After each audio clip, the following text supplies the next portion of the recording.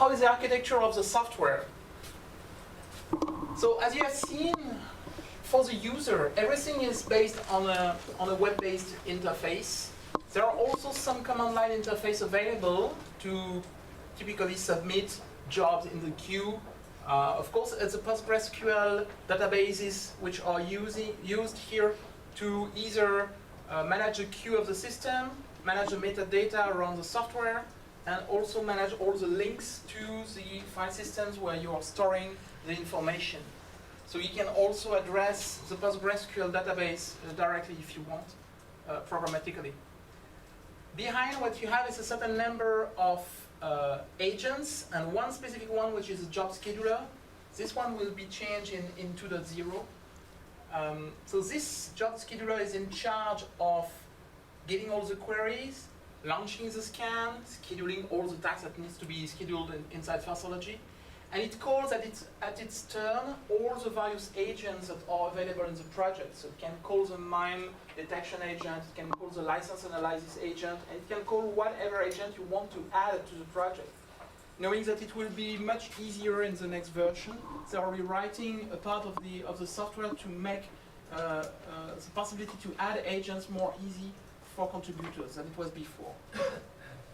If you want to deploy your own instance of FOSSology, and for the moment maybe it's still the most easy way to have access to the software due to the problem with the Linux Foundation, you need a Linux system, you need an Apache web server, PHP 5, PostgreSQL database for managing all the data we have seen, a certain number of libraries to manage the data, and a certain number of commands, most of them being used to extract information from the software. So all different type of compression format, all different type of packaging, etc., etc.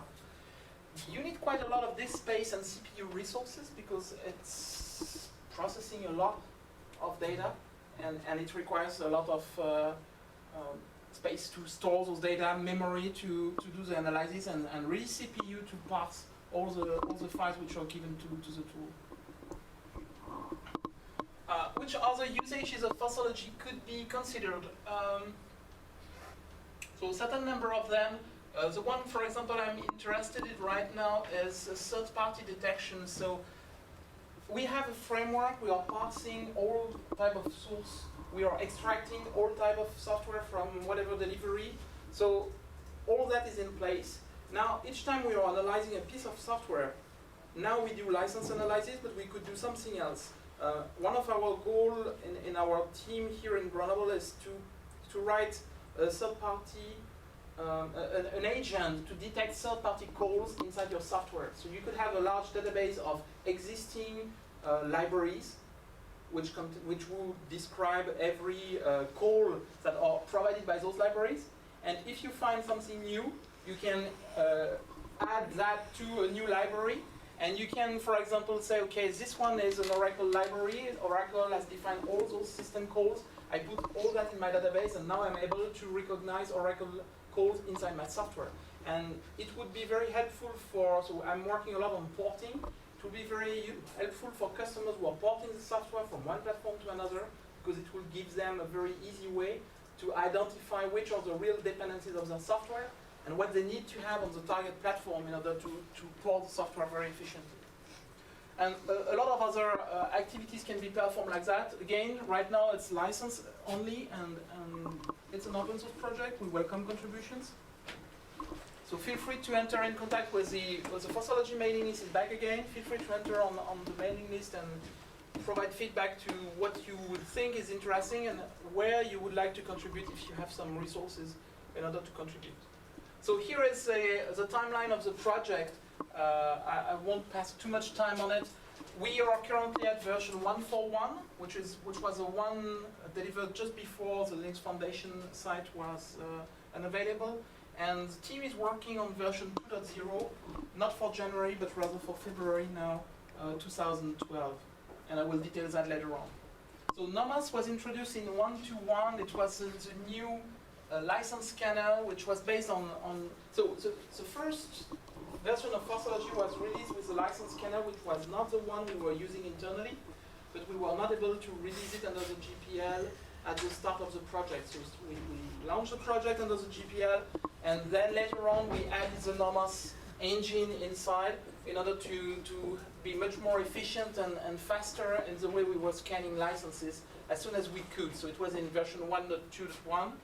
We also created buckets at that time, which is a way to group licenses together. So you can create your bad list of licenses, good list of licenses, and then you can put all the licenses in the two buckets, and it's much easier to read, and especially for legal people or for intellectual property people that are only concerned by those type of results and don't want to go into much details. They have a very clear view on what is allowed, what is not allowed inside the analysis of your code. We are also storing, so there is one agent which is in charge of doing metadata analysis. So typically, if you look at a spec file, for example, for a software, you have a certain number of entries in the spec file. All those entries are captured inside the database, and you can then make query around them in order to have information around the metadata of your software. The bucket is shown here. So for example, in that example, we have created one bucket for GPL licenses, which can group all the GPL type of licenses and non-GPL licenses. And you can say, okay, it's easy for me in my project. I know that everything which is non-GPL does not force me to redistribute the source code with my redistribution of software. And for the GPL, I need to redistribute, so I can very easily point to the right pieces of software that need to be redistributed outside. So in the latest versions, there were some improvements around the user interface, which was simplified. A new comparison tools between two versions of software. You want to easily compare what has changed between software version 1.0, software version 1.1. And you want to see from a license perspective what has changed. Did they make any change to the licenses? That I should report to my legal department, so they should analyze it and make a new assessment on whether it's still compatible with our policy or not. So here is an example of that difference of analysis on a single package. So you have a CPIO in one version. CPIO is in a more recent version, one coming from the Fedora repository and another one coming maybe from Fedora 8. So it was a previous version of Fedora which was analyzed. And you can see in a very synthesized view, in fact, which are the new components which have been added and which are the licenses which are associated to them. So patches generally don't have a lot of licenses in them, which may be an issue, but that's the case. And you have the possibility to compare whether existing code has changed or not in terms of license. And you have the possibility to see here underline the licenses which have changed inside, for example, here the delivery of the upstream CPIO components. So you see the number of licenses which have changed, and your legal department can then take the right actions to dig into the component to see which is the piece of code which has really changed and why, and what action to take based on that. FOSSology 2.0 is now targeted for February 21st of 2012. The goal of this version is not really to add a lot of features, it's rather to restructure the way the code is organized. And one of the goal of this restructuration is to provide an easy way for contributors to add agents to the software. So the software has been really put into a more modular approach. It also allows to release agents separately from the main code of the core of the software. So you will be able to see FOSSology 2.0 and maybe an agent 2.0, 2.1, 2.2 more rapidly evolving at its own pace compared to the core of the FOSSology software, which will probably stay more stable for a longer time. There are also putting some emphasis around documentation and testing on this version, especially documenting the way for people to write modules, which is not completely easy right now. I've read the documentation, I'm not completely able, after reading the documentation, to write an agent out of the box. So you need more examples, you need a bit more information on how to do it to be efficient. After 2.0, the future is to look at SPDX support. So I guess you're all familiar, more or less, maybe with SPDX.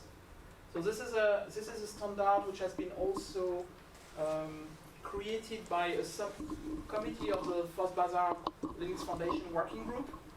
And the goal is really to provide, under an XML format, a large set of information, again metadata, for software and components. And the goal is, again, to facilitate the analysis by people of which are the licenses around a specific component. The format is quite valuable. You will need tools in order to manage correctly SPDX, and FOSSology will probably support SPDX in order to load the SPDX description format in parallel with the real analysis of the code, and being able to detect differences between what SPDX reports and what we will find through the tool in the software. We are still aiming at developing agents to do binary analysis and dependency analysis. That will be for a later version. Okay, so HP is providing the tool under an open source license. You can download it, use it as in OW2 project. We are also providing services around the governance around the open source and Linux. So if you are interested by those topics and your company is not able to assess alone, I don't know, making a policy manual, putting in place an open source review board, etc. So structuring your open source analysis, feel free to contact HP. We can help you putting in place those type of environments.